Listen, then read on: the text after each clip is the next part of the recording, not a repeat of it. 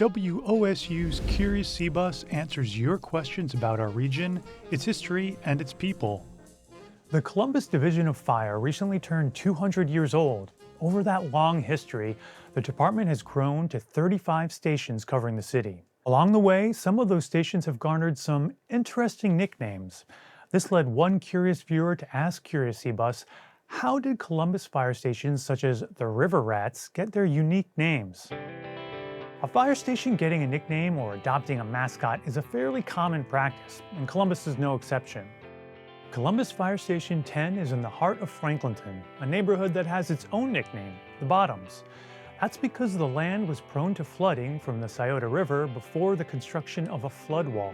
That history and the proximity to the river led the firefighters of Station Number 10 to be affectionately known as the River Rats. Now, the location of a fire station often plays a role in its nickname, and that was the case for Station 5, which is located at 211 McNaughton Road. For many years, Station 5 was the only station on the far east side.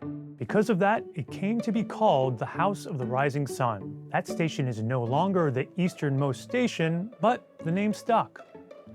In some cases, the physical building itself lends itself to a nickname. Fire Station 1, which is located at 300 North 4th Street, is known as the Eagle's Nest because it's a tall 3-story building and staff have to go up and down a lot of steps to get anywhere they need to go. Station 2 is the John Nance Station, dedicated to a longtime Columbus firefighter who died in a 1987 arson fire. But it also has a different nickname. It started decades ago when their ladder truck carried a monitor nozzle on its running board. To protect it from the weather, they had a canvas cover for it, which looked a bit like a bulldog. So eventually, they came to be known as the Bulldogs. One of the most unusual nicknames comes from a connection to the king of rock and roll. Station 14, which today is located at 1514 Parsons Avenue, is known as the Elvis Station. The story goes that when the station was having its annual inspection party, someone put out a bust of Elvis Presley. The assistant fire chief at the time was not entirely pleased with that piece of artwork and asked the station captain why it was there.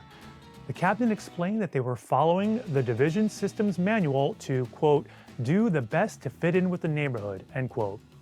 So the statue stayed, and eventually neighbors started donating collectibles such as paintings of Elvis on black velvet.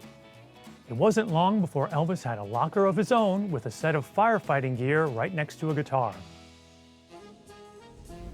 Do you have a question for Curious Cbus? Head over to wosu.org/curious to submit your idea. Vote on which question we should investigate next and see what we've covered so far.